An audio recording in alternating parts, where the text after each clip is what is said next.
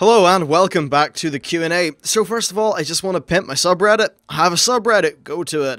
You can find the link in the video description. The reason why I'm just trying to, just to kind of like emphasize the subreddit is because it's just a better way of communicating, and it's a lot of fun, and it's just a bit nicer for audience interaction and that whole sort of thing. But anyway, as always, you can still leave your comments either on the subreddit probably on the subreddit, on the post for this video, or of course in the YouTube comments. Anyway, so let's move on to the questions themselves. The first one is from Brian Paul, and he asks, will you do a playthrough of Warlords? Right, so as I'm sure most of you know, I'm not really a giant fan of the Let's Plays, just from a kind of quality standpoint, and also I think there's something a little bit weird about, well, for a lot of single-player games, let's just say Bioshock Infinite, right? Well, if you're Let's playing Bioshock Infinite, what you're really riffing off is the art of the world, you're riffing off the voice actors, the cutscenes, and all the work that went into that single-player world. And the same could be said for World of Warcraft, I suppose. But I think there is a bit of a difference when it's a beta, because it's something that if I were in the beta before other people, then I would have it would be like a limited access thing, there would be demand for it. And I just think it's a bit different, so maybe I will do the odd thing. At one point I was planning on doing all via Twitch.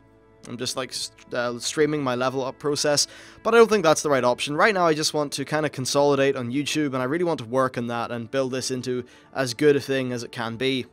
I think like Twitch is fine if you have a crazy big YouTube presence, and then you know, through that you can just get as many people to watch you as you really need.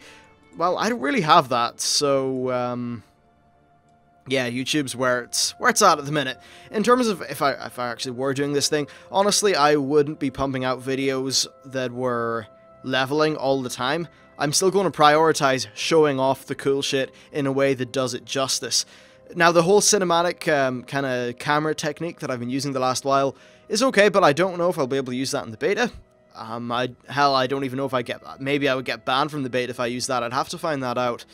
But, yeah, it just basically, my main thing is find the cool shit, show you guys the cool shit, and then do a maximum of maybe one leveling video a day. I will level up via Alliance and via Horde. I'll have zone previews and, you know, the whole shebang. If you were acquainted with what Total Biscuit was putting out during the Cataclysm beta, I want to do similar to that, but perhaps more. I don't know, it depends on how much time I can put into it. I will be putting in as much spare time as possible into that Warlords beta.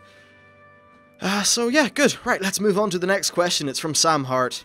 And Sam asks, being that the Exodar travelled from Draenor/Outland to Azeroth via technology that had been in place with the Draenei and the Naru for quite some time before that, would it be theoretically possible that we could travel from an alternate timeline Draenor to an alternate timeline Azeroth in a similar spaceship? And if we did, what would the implications of this be? This is a fun one. Okay, so this whole interdimensional fortress thing with Tempest Keep and the Exodar and all those various ships, yeah, I think well, okay, traditionally they were used by the Draenei to essentially travel from planet to planet, escape the Burning Legion, as if they were spaceships. And they worked great for that. So that was just traveling within the Great Dark, not the Twisting Nether or anything like that, from what I can gather. Now, the events that led them onto Azeroth was like a malfunction with the engine, which sent them hurtling through, I don't know if, well, it wasn't through time, but it was certainly through, like, the Twisting Nether in a really weird way, and that's what caused them to land on Azeroth. Now, here's the thing in science fiction. If you can mess around with dimensions, you can usually mess around with time, because that's just how sci-fi writing seems to go. So yeah, they absolutely could travel about the place. Now, that initial weirdness that happened, which took them from... that will send them plummeting through not the Dark Beyond. So many things. The Twisting Nether to Azeroth from Outland. That was a malfunction. But I'm assuming if whatever engine they were using, which was able to have that malfunction, well, I'm assuming that could just be modified to travel in time. Do I want that? No, I don't, because time travel is so messy. Like, anyone who's watched Star Trek or any other show like that knows, time travel is usually not done that well. It causes plot holes and things like that. And Blizzard have made plot hole from time to time with time travel. So, it's definitely possible. Now, in terms of implications of traveling to an alternate Azeroth as an example, well, these are kind of... they're interesting, because the alternate Azeroth will be completely different. There will be no Horde. There will be no... actually, no, there wouldn't be an Alliance, because the Alliance only formed to combat the Horde. So, it would just be all the kind of... yeah, it would just be all of the races, bar the Orcs, just chilling out, maybe having the odd war between them. But that's all that would be going on, and I'm going to assume that the Alliance Horde War, and then all the subsequent things that happened, since that is what made us strong in our timeline and able to fight off the various villains, maybe that other alternate Azeroth has just been ravaged, destroyed. If we were to go, say, 35 years later, after we have stopped the events that were going on in Warlords. So, yeah, that's a thing.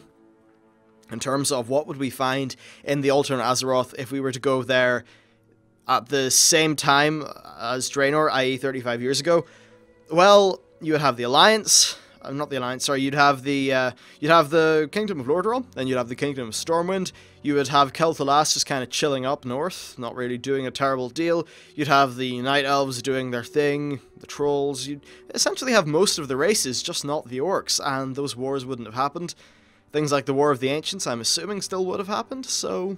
I mean, yeah, it's really just the last 35 years that are the things that can change.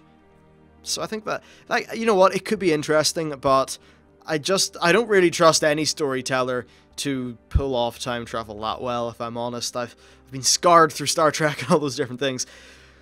Anyway, so next question is from MaxG98, and he asks, what do you think the cinematic for Warlords of Draenor will be like? What will happen in it? So, lots of things. First of all, cinematics have traditionally been a prequel to the main expansion. I suppose more so post-Wrath. Yeah, like in the Burning Crusade, we had Illidan just kind of like, you are not prepared, that whole thing, which could be argued was basically just as the Dark Portal was opening again. But honestly, it was more just to show off some of the new features. Like, in that time, Blizzard were using cinematics to show off features as if they were a trailer, but now, since the Wrath period onwards, they're using them to show events that lead up to the expansion. So, Arthas wandering around Icecrown, kind of founding his army and doing that sort of thing, Deathwing breaking out, and then for Pandaria, the actual breaking of the mist and finding Pandaria. So, what could happen? Well, it's going to involve the Iron Horde, probably, in some capacity. I don't know if this will be at a point where Garrosh has already formed them, they've already got the technology and all those various things. That could certainly happen, and if it did, it would be kind of cool. We could see some of this really badass Garrosh tech, all augmented and with the full cinematic details, so that could be really nice. So yeah, that's a thing. We could see maybe Garrosh wandering through Draenor, amassing an army.